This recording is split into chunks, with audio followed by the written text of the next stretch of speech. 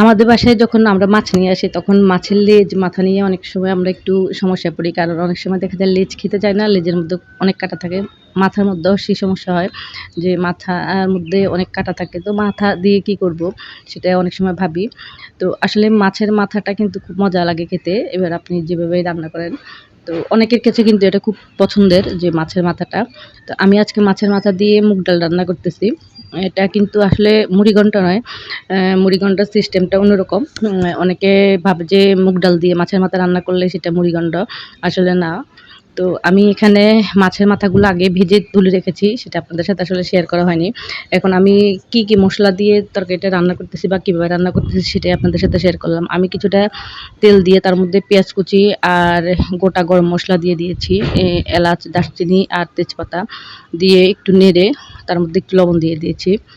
তো পেঁয়াজটা যখন একটু ভাজা হয়ে আসবে তার মধ্যে আমি কিছুটা রসুন বাটা, আদা বাটা আর একটু কাঁচামরিচ বাটা, হলুদ গুঁড়ো আর জিরে ধনে গুঁড়ো দিয়ে দিলাম। দিয়ে এটাকে ভালো করে মশলাটা কষিয়ে নিচ্ছি। তো মশলাটা যখন একটু কষিয়ে তেলটা ছেড়ে যাবে তখন আমি এটার মধ্যে কিছুটা কাঁচামরিচ কুচি দিয়ে দিলাম। দিয়ে একটু পানি দিয়ে মশলাটাকে কষিয়ে নিচ্ছি। তো মশলাটাকে একটু ভালো করে কষিয়ে নেব। আর যে মুগ ডালটা দিব সেটাকে আমি আগে একটু শুকনো খোলায় ভেজে একটু ভিজিয়ে রেখেছি পানিতে। তো এটা একটু ভালো করে ধুয়ে তারপর আমি এখন এই মুগ ডালটা দিয়ে দিচ্ছি এটার মধ্যে। আমার মশলাটা কষানো হয়ে গেছে। মুগ ডালটা দেওয়ার পরে এটাকে আমি আরেকটু কষিয়ে নেব। তো মুগ ডাল যদি ভেজে রান্না না করেন তাহলে কিন্তু এটার যে একটা ফ্লেভার আছে বা যেটাকে ঘ্রাণ বলে সেটা কিন্তু ভালো আসে না, ভালো লাগে না খেতে। তো মুগ ডাল খেতে সবসময় কিন্তু ভেজে রান্না করলেই ভাল লাগে খেতে। তো আমি এটাকে ঢাকনা দিয়ে ভালো করে কষিয়ে নিচ্ছি। এতে আমার ডালটাও সিদ্ধ হয়ে আসবে আর কষানোও হয়ে যাবে একসাথে। তো আমার ডালটা দেখুন সিদ্ধ হয়ে আসছে। তো আমি এ পর্যায়ে এটার মধ্যে পরিমাণ মতো পানি দিয়ে দেব। আমি যতটা পানি আসলে ঝোল যতটা রাখবো অতটাই পানি দিব।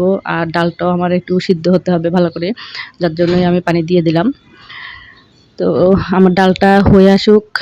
আর ফাঁকে আপনাদেরকে একটা রিকোয়েস্ট করি সেটা হলো যদি ভিডিওটা ভালো লাগে তাহলে লাইক কমেন্ট করে পাশে থাকবেন। আর যদি নতুন কেউ আমার ভিডিওটা দেখেন তাহলে চ্যানেলটা সাবস্ক্রাইব করে পাশে থাকতে পারেন।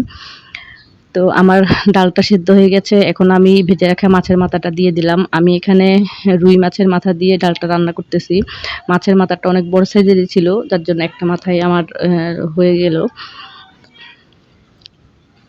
তো এটা যখন ভালো করে ফুটে উঠবে তার মধ্যে আমি কিছুটা ভেজে রাখা চিড়ে দিব।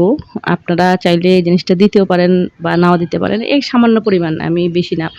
চিড়েটাকে ভেজে আমি রেখেছিলাম। এখন হাত দিয়ে জাস্ট এটাকে একটু ভেঙে এটার সাথে দিয়ে দিলাম। এতে কিন্তু খাওয়া রান্নার যে টেস্ট বা ডালের যে টেস্টটা সেটা একটু ভালো আসে। তো আমার ডালটা যখন আরেকটু ঝোলটা কমে আসবে তখন আমি তার মধ্যে কিছুটা কাঁচামরিচ দিয়ে দিলাম। দিয়ে এখন এটাকে একটা ফোড়ন দিব। আমি ফোড়নটা দিচ্ছি একটু পেঁয়াজ কুচি দিয়ে, সামান্য পরিমাণ পেঁয়াজ কুচি দিয়ে আর সামান্য পরিমাণ তেল দিয়েছি। যেহেতু আমি বসানোর সময় একটু তেল দিয়ে বসিয়েছিলাম। তো এজন্যই আসলে তেলের পরিমাণটাও কম দিয়েছি। এজন্যই ফোড়নটা দিলাম। সামান্য একটু তেল দিয়ে একটু ফোড়ন দিলে ভালো লাগে খেতে। আর নামানোর আগে আমি তার মধ্যে কিছুটা গরম মসলা গুঁড়ো দিয়ে দিলাম। তো এভাবে আপনারা বাসায় ট্রাই করে দেখতে পারেন। মুগ ডাল দিয়ে মাছের মাথাটা খেতে কিন্তু খুবই ভালো লাগে। আপনারা এটা ভাত, রুটি সবকিছুর সাথেই খেতে পারবেন। তো আমার ডালটা হয়ে আসছে। আমি তার মধ্যে কিছুটা ধনেপাতা দিয়ে ঢাকনা দিয়ে রাখলাম। তো এবার দেখুন আমার ডালটা আসলে হয়ে গেছে। আমি আপনাদেরকে পরিবেশন করে দেখাচ্ছি কিরকম গাঢ় রাখলাম বা এটার ঝোলটা কিরকম ছিল। আমি কিন্তু একদম এটাকে শুকনো করি নাই, আবার অনেকটা ঝোল রাখিনি। এই পর্যায়ে আমি নামিয়ে নিয়েছি। তো যদি ভালো লাগে ভিডিওটা লাইক কমেন্ট করে পাশে থাকবেন। আজকে এ পর্যন্তই। সবাই ভালো থাকবেন।